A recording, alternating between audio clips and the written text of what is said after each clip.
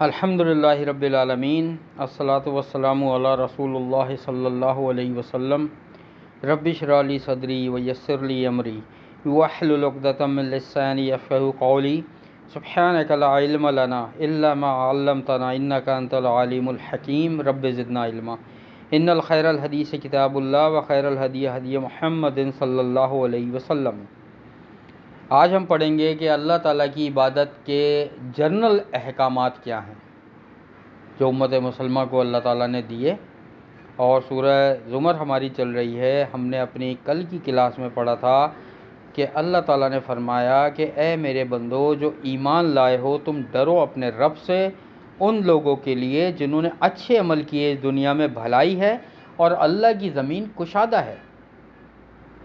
اللہ کی زمین کشادہ ہے، جہاں پہ دین اسلام پر آسانی سے عمل ہو سکے، مسلمان ہوں، مسلمان ملک ہوں، مساجد ہوں، مدرسے ہوں، نیک لوگ ہوں، وہاں پہ رہنا چاہیے، ٹھیک ہے۔ مشرکوں کے درمیان، کافروں کے درمیان رہنے کو نبی صلی اللہ علیہ وسلم نے منع کیا ہے۔ بس پورا دیا جائے گا، صبر کرنے والوں کو ان کا اجر بے حساب۔ میں تفصیل میں نہیں جا رہا، یہ ہم کل تفسیر پڑھ چکے ہیں۔ آگے چلتے ہیں۔ اعوذ باللہ السمیع العلیم من الشیطان الرجیم من ہمزہ ونفخہ ونفثہ۔ أن أعبد الله مخلصا له الدين وأمرت لأن أكون أول المسلمين۔ اب اللہ تعالیٰ فرما رہے ہیں کہ نبی صلی اللہ علیہ وسلم آپ کہہ دیجئے بے شک میں حکم دیا گیا ہوں یہ کہ میں عبادت کروں اللہ کی خالص کرتے ہوئے اس کے لیے بندگی کو۔ یعنی کہ نبی صلی اللہ علیہ وسلم آپ یہ کہہ دیں کہ آپ کو اللہ نے حکم دیا ہے کہ اللہ کی عبادت جو ہے وہ خالص ہو کر کریں، اپنی بندگی اللہ کے ساتھ۔ کیا مطلب؟ کہ اللہ کی عبادت خالص ہو کر کریں، اس میں کوئی ریاکاری، کوئی دکھاوا نہیں ہونا چاہیے، وہ اللہ کے لیے خالص ہو۔ نبی صلی اللہ علیہ وسلم نے کیا فرمایا تھا نماز کے بارے میں؟ کہ شرک کرتا ہے کوئی اگر نماز پڑھتے ہوئے جو یہ دیکھ رہا ہوتا ہے کہ فلاں بندہ مجھے دیکھ رہا ہے، میں نماز کو لمبا کر دوں، اس نے شرک کیا، وہ شرک کا شکار ہو جاتا ہے، کیونکہ اب اس کی عبادت ریاکاری نہ ریاکاری دکھاوے کی اللہ کے لیے نہیں رہی، وہ کسی اور کے لیے ہو گئی۔ اور کوئی بھی چیز کسی اور کے لیے ہو تو وہ اللہ سے ہٹ جاتی ہے، آپ نے پھر اللہ کا شریک ٹھہرا لیا، اس کا مطلب ہے، تو وہ پھر کسی اور کو دکھانے کے لیے پڑھ رہا ہوتا ہے۔ تو یہاں پر اللہ تعالیٰ نے فرما دیا آپ بتا دیجئے کہ خالص اللہ کی عبادت کروں، ایک تو اللہ کے سوا کسی اور کی نہیں کروں۔ تمام عبادتیں مالی ہوں، بدنی ہوں، جسمانی ہوں، کوئی بھی عبادتیں ہوں یا زبانی ہوں، وہ ساری کے ساری اللہ کے لیے ہوں۔ پہلی چیز یہ۔ دوسری چیز، بندگی کو خالص کرتے ہوئے کہ اس میں آمیزش بھی نہ ہو کسی شرک کی یا کسی کو دکھانے کی یا کسی سے تعریف سننے کی یا کسی سے بدلہ چاہنے کی۔ میں نے اس پہ حدیث سنائی تھی کہ قیامت والے دن ایسے لوگوں کو لایا جائے گا، اللہ تعالیٰ فرما دیں گے تو نے فلاں فلاں کو دکھانے کے لیے کام کیا تھا، تو نے دکھا دیا، تعریف سن لی، یہ عمل ضائع ہو گیا، جہنم میں ڈال دیں گے اللہ تعالیٰ۔ یہ پوری لمبی حدیث میں نے سنائی تھی۔ پھر اور میں حکم دیا گیا ہوں یہ کہ میں ہو جاؤں پہلا مسلمان۔ کتنی شاندار بات ہے کہ نبی صلی اللہ علیہ وسلم سے اللہ فرما رہے ہیں کہ میں حکم دیا گیا ہوں کہ میں سب سے پہلے عمل کرنے والوں میں سے ہو جاؤں۔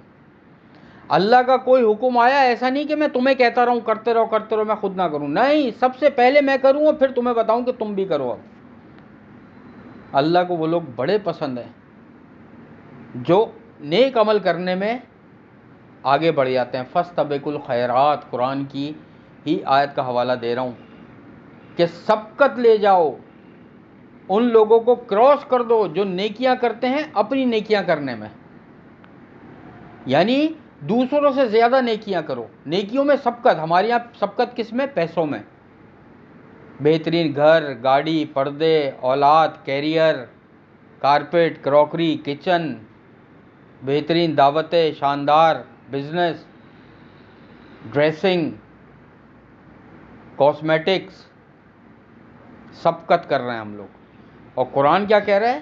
سبقت کرو نیکیوں میں۔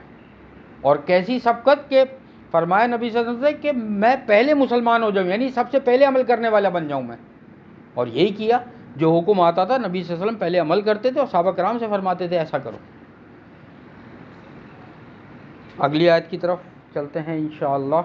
قل إني أخاف إن عصيت ربي عذاب يوم عظيم۔ آپ کہہ دیجئے بے شک میں ڈرتا ہوں کہ اگر میں نے نافرمانی کی اپنے رب کی بہت بڑے دن کے عذاب سے۔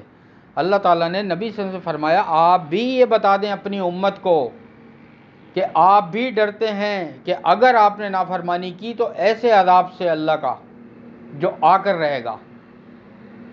اور نبی صلی اللہ علیہ وسلم نے پوری زندگی ذرہ برابر بھی اللہ کی نافرمانی نہیں کی۔ جو حکم اللہ نے دیا اس کو پورا کیا، جو فرائض اتارے اس پہ عمل کیا، اور جیسا دین اللہ نے پہنچانے کا کہا نبی صلی اللہ علیہ وسلم نے لوگوں کو ہم تک پہنچا دیا، اپنی پوری ذمہ داری ادا کری انہوں نے۔ تو سوچو جب نبی صلی اللہ علیہ وسلم سے اللہ تعالیٰ فرما رہے ہیں کہ آپ یہ کہہ دیجئے کہ آپ کو بھی ڈر لگتا ہے بڑے دن کے عذاب سے، اور ہم جن کے لیے اصل میں قیامت آئے گی کہ ہم لوگوں کا حساب ہونا ہے، ہم ایسے بے پرواہ ہیں کہ جیسے کوئی فرق ہی نہیں پڑتا۔ قرآن میں اللہ فرماتے ہیں نا لوگوں کے حساب کتاب کا وقت قریب آ گیا اور وہ ہیں کہ غافل ہوئے ہیں، ان کو پتہ ہی نہیں ہے۔ اگلی آیت کی طرف چلتے ہیں انشاءاللہ۔ قل الله أعبد مخلصا له ديني فاعبدوا ما شئتم من دونه قل إن الخاسرين الذين خسروا أنفسهم وأهليهم يوم القيامة ألا ذلك هو الخسران المبين۔ آپ کہہ دیجئے اللہ ہی کی میں عبادت کرتا ہوں خالص کرتے ہوئے اس کے لیے اپنی بندگی کو۔ پھر وہی بات آ گئی کہ آپ کہہ دیجئے میں، بندگی کا مطلب ہوتا ہے کہ جس کا انسان بندہ ہے اللہ کا، یعنی اور پوری اپنی عبادت اسی کے لیے خالص کرتے ہوئے کرتا ہوں۔ آج ویسے اگر دیکھو نا یہ دوبارہ آئی ہے، یہ آیت ایک آیت کے بعد دوبارہ آ گئی۔ اگر ہم سوچیں کیوں آئی، ایک دفعہ اللہ کا فرمانا کافی تھا۔ یقیناً ہمارے اعمال میں کوتاہیاں ہیں جو اللہ تعالیٰ نے، اللہ تو غیب جانتا ہے نا، قیامت تک کے حالات دیکھ چکا اللہ تعالیٰ کون کیا کرے گا۔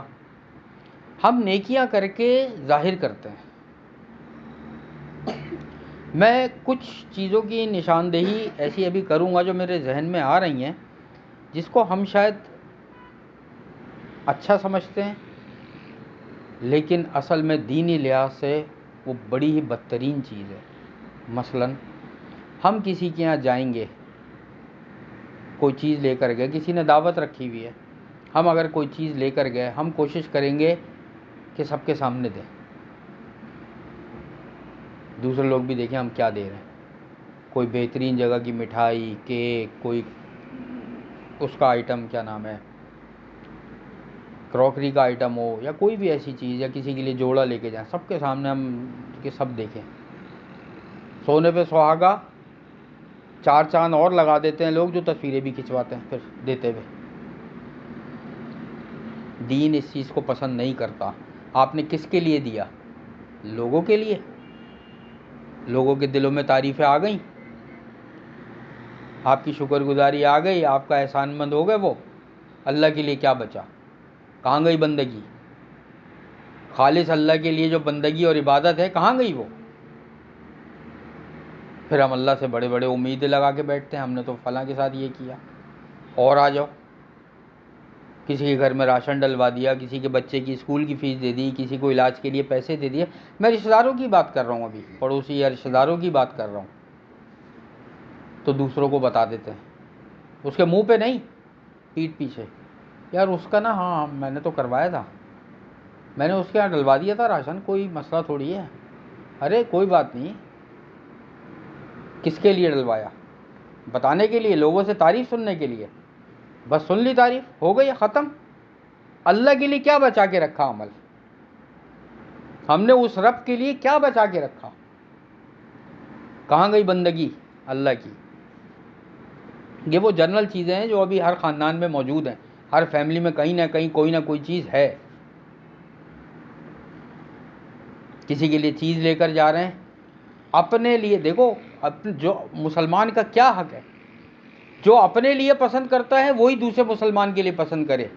ہم اپنے لیے بازار سے کیا تحفہ خرید کے لاتے ہیں اور اپنے رشتہ داروں کے یہاں جاتے ہوئے کیا لے کر جاتے ہیں، اس میں بھی لوگ فرق کر دیتے ہیں۔ کیا ضرورت ہے اتنی مہنگی چیز لینے کو؟ یہ وہ جنرل چیزیں ہیں جو ہمارے یہاں مسٹیک ہیں۔ ابھی ہماری زندگی ہے، اللہ نے ہمیں توفیق دی، ہم قرآن پڑھ رہے ہیں، کوئی بات نہیں، جو گناہ ہو گئے ہو گئے، اللہ سے انسان معافی مانگے اور آئندہ نہ کرے۔ اللہ تعالیٰ پرانے گناہوں کو بھی اس چیز پر قادر ہے کہ نیکیوں میں بدل دے گا۔ یہ اللہ کی شان ہے اور یہی رب ہونے کی شان ہے اللہ کی۔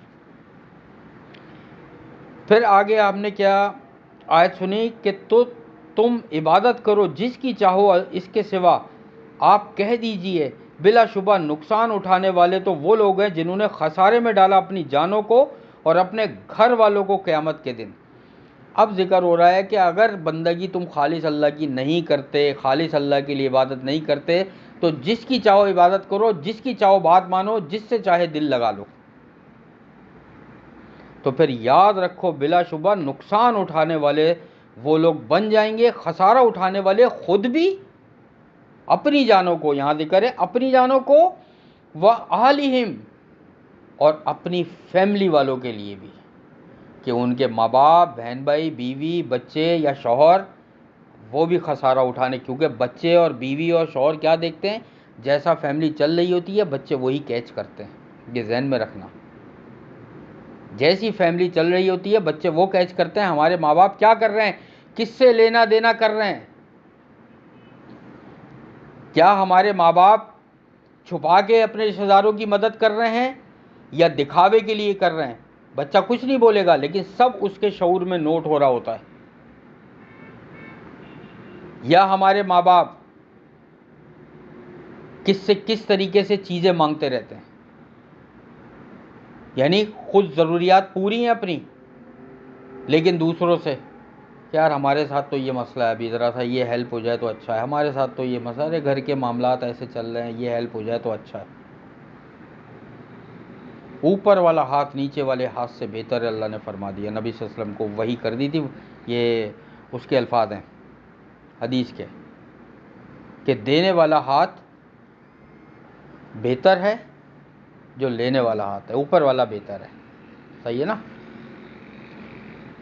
تو پھر وہ خسارہ اٹھانے والے میں ہو جائیں گے، وہ بھی اس کی فیملی بھی، قیامت کے دن اصل خسارہ جس دن ہونا ہے۔ خبردار، یہ جہنم کی ہمیشگی وہی ہے جو کھلم کھلا ظاہر ہے خسارہ دینے والی ہے، کھلم کھلا اللہ تعالیٰ نے بتا دیا۔ اور دیکھو کیا معاملات آئے سارے، آج کل کے معاملات ذکر ہوا ہے کہ جیسا ہم لوگ رہ رہے ہیں ایک دوسرے کے ساتھ، وہ ذکر ہو رہے ہیں اس میں، کہ ہم کیسے بیہیو کرتے ہیں اپنے پڑوسیوں سے، اپنے رشتہ داروں سے، لینے اور دینے میں۔ اصل بندے کا پتہ تو تب چلتا ہے، دو تین چیزوں سے ہی تو پتہ لگتا ہے۔ اپنے گھر آپ دعوت پہ کسی کو بلا لو یا دوسرے کے یہاں چلے جاؤ، دوسری چیز کسی کو کوئی گفٹ دو اور کبھی اس سے کوئی گفٹ ملے، اس سے پتہ لگتا ہے کہ اس کا طریقہ کار کیا ہے، کتنا دکھا کر دے رہا ہے، کتنا چھپا کر لے رہا ہے، کیا معاملات ہے، کس کو بتا رہا ہے، نہیں بتا رہا، ساری چیزیں کھل کے سامنے آ جاتی ہیں۔ اور یہی دین ہے اصل۔ صحابہ کرام کی زندگیاں اٹھا کر پڑھو۔ اس کی ایک آیت اور لے لیتے ہیں، اس کے بعد تھوڑا سا ٹاپک چینج ہوگا۔ لهم من فوقهم ظلل من النار ومن تحتهم ظلل ذلك يخوف الله به عباده يا عباد فاتقون۔ ان کے لیے ہے، ان کے اوپر سے سائبان ہوں گے آگ کے، اور ان کے نیچے سے بھی سائبان ہوں گے جو جہنم میں یعنی جائیں گے. جو فیملی جہنم میں جائے گی، جس فیملی کا ذکر ہوا ہے پہلے والی آیت میں سے، اس کے لیے اوپر سے بھی آگ ہوگی، نیچے سے بھی آگ ہوگی. یہی ہے وہ عذاب جس سے ڈراتا ہے اللہ اس کے ساتھ اپنے بندوں کو. تو اے میرے بندو پس تم مجھی سے ڈرو. تو اللہ نے فرما دیا کہ اے میرے بندو مجھی سے دنیا میں ڈر لو اور اپنے معاملات کو سنوار لو. کتنی کھلم کھلا آیتیں ہیں کہ اپنے ان معاملات کو سنوار لو. جو بھی لینے دینے کے معاملات ہیں، ملنے جلنے کے معاملات ہیں، ایک دوسرے سے رشتہ داریاں لوگ کٹوا دیتے ہیں، ایک دوسرے کے دل خراب کر دیتے ہیں. کتنی بڑی بری بات ہے کہ دلوں میں بغض ڈال کے رشتہ داریاں توڑوا دیں، ملنے جلنے والوں کا ملنا جلنا ختم کرا دیا، پڑوسیوں سے، رشتہ داروں سے، یا کسی بھی اور اس سے. مسلمان پر جو نبی صلی اللہ علیہ وسلم نے حقوق بتائے اس میں کیا ہے کہ جب وہ دعوت میں بلائے تو دعوت قبول کرو. اور تحفے لینے دینے سے تو محبتیں بڑھتی ہیں، سلام کرنے سے محبتیں بڑھتی ہیں. میں نے پورا طریقہ کار بتایا تھا کہ نبی صلی اللہ علیہ وسلم گھر پہ کیسے جایا کرتے تھے، دعوت میں کس ٹائم جانا چاہیے، کس ٹائم بیٹھنا چاہیے اور کس ٹائم اٹھ کر آ جانا چاہیے، اور کس طریقے سے اندر جانا چاہیے، کس طریقے سے باہر نکلنا چاہیے. یہ سب میں نے بتایا تھا. اور ایک پروگرام انشاءاللہ میرا اور ہو رہا ہے، شاید کل سے پرسوں سے انشاءاللہ. اب یہ میں ڈیسائیڈ کروں گا اور لوگوں سے بھی گروپ پہ بھی کہ انشاءاللہ اس کے ساتھ ہم دوبارہ وہ احادیث شروع کرتے ہیں بلوغ المرام، جس کی ہم کتاب الجامع شروع کریں گے انشاءاللہ، جس میں تمام وہ احادیثیں آئی ہیں نکاح کی، نکاح سے متعلق، شادی، طلاق، وراثت سے متعلق، کھانے پینے کے آداب، ملنے جلنے، رشتہ دار، بچوں کی پرورش کے آداب، غصے میں رہنا، لیٹنا کیسے ہے، بیٹھنا کیسے ہے، معاملات کیسے کرنا ہے، شوہر بیوی کے معاملات کیا ہیں، کیسے جانا ہے، کسی کے یہاں واپس آنا ہے، کاروبار کے معاملات کیا ہیں، خریدتے ہوئے کیا دیکھنا ہے، بیچتے ہوئے کیا دیکھنا ہے. یہ سارے معاملات انشاءاللہ ہم وہ کتاب شروع کریں گے. یا تو دو طریقے ہیں اس کے کہ قرآن کے بعد ایک دو حدیثیں روز میں پڑھا دیا کروں، یا پھر اس کا ایک دن بنائیں کہ 3 4 5 احادیث ہم اس دن پڑھیں. اب یہ انشاءاللہ ہم ڈیسائیڈ کرتے ہیں اپنے تمام جو ہمارے پڑھنے والے اور سننے والے ہیں مجھ سمیت، تو ہم آپس میں ڈیسائیڈ کرتے ہیں انشاءاللہ کہ اس کو کیسے لے کے چلیں گے. لیکن اس کی اشد ضرورت ہے کہ اس کے ساتھ ہمیں وہ شروع کرنا چاہیے. ٹھیک ہے، تو ہم انشاءاللہ شروع کریں گے. ہم اللہ سے پوری امید رکھتے ہیں، ہم اللہ سے پوری بھلائی کی امید رکھتے ہیں کہ اللہ تعالیٰ جس طریقے سے ہمیں قرآن کی یہ آیتیں سکھا رہا ہے، ہم پڑھ رہے ہیں، اللہ ہمیں عمل کرنے کی توفیق دے گا انشاءاللہ. اور جو ہم سے ماضی میں گناہ ہو گئے ہیں، غلطیاں یا کوتاہیاں ہو گئی ہیں، اللہ تعالیٰ سے ہم اس کی توبہ کرتے ہیں کہ اللہ تعالیٰ ان غلطیوں اور کوتاہیوں کو ہماری معاف فرما دے گا، اور ہمیں اور ہمارے اہل و عیال کو اللہ تعالیٰ جہنم کی آگ سے بچا لے. اللہم انا نسألوک الہدی والتقی والعفاف والغنی رب انی لما انزلت الی من خیر فقیر رب ارحمہما کما ربیانی صغیرا. اللہم انا نسألوک الجنۃ الفردوس وقنا عذاب النار. اللہم انا نسألوک الجنۃ الفردوس وقنا عذاب النار. اللہم انا نسألوک الجنۃ الفردوس وقنا عذاب النار. ربنا تقبل منا انک انت السمیع العلیم وتب علینا انک انت التواب الرحیم. سبحان اللہ عما یصفون وسلام علی المرسلین والحمد للہ رب العالمین. سبحانک اللہم وبحمدک نشہد ان لا الہ الا انت نستغفرک ونتوب الیک. السلام علیکم ورحمۃ اللہ وبرکاتہ.